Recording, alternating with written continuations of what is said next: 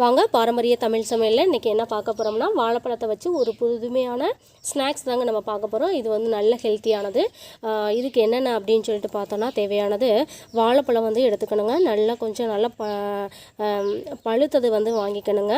அதுக்கப்புறம் வந்து வெல்லம் வந்து ஒரு 4 ஸ்பூன் எடுத்துக்கணுங்க. வெல்லம் கட்டி அதை வந்து நுணுக்கி தான் நான் வச்சுருக்கேன். இந்த வெல்லம் வந்து போட்டோன்னா நல்ல டேஸ்ட்டு கொடுக்குமுங்க.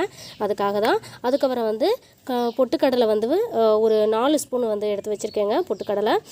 அதுக்கப்புறம் வந்து அவல் வந்து ஒரு 3 ஸ்பூன் வந்து எடுத்துக்கலாங்க. இது எல்லாத்தையும் நல்லா நம்ம வந்து மிக்ஸ் பண்ணணுங்க. இப்போது இது வந்து நல்ல ஹெல்த்தியானதும் கூட. அதுக்காக தான் சின்ன பிள்ளைங்க எல்லோரும் விரும்பி ரொம்ப சாப்பிடுவாங்க. ஃபஸ்ட்டு நம்ம வாழைப்பழத்தை நல்லா பிணைஞ்சிக்கலாங்க. ஒன்று ஒன்றா பிணைஞ்சதுக்கப்புறம்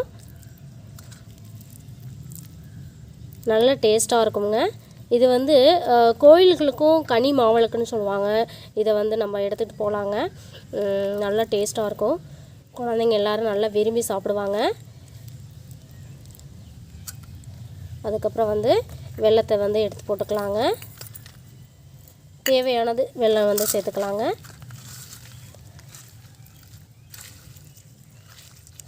அதுக்கப்புறம் வந்து பொட்டுக்கடலையை வந்து எடுத்து போட்டுக்கலாங்க.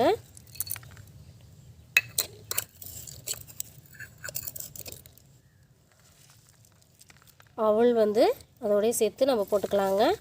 அவளையும் எடுத்து இதை அப்படியே பிணைஞ்சு அப்படியே சாப்பிட வேண்டியதாங்க.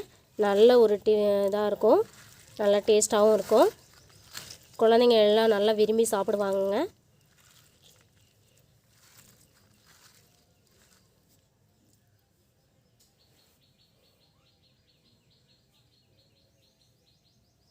நல்லாயிருக்கும்.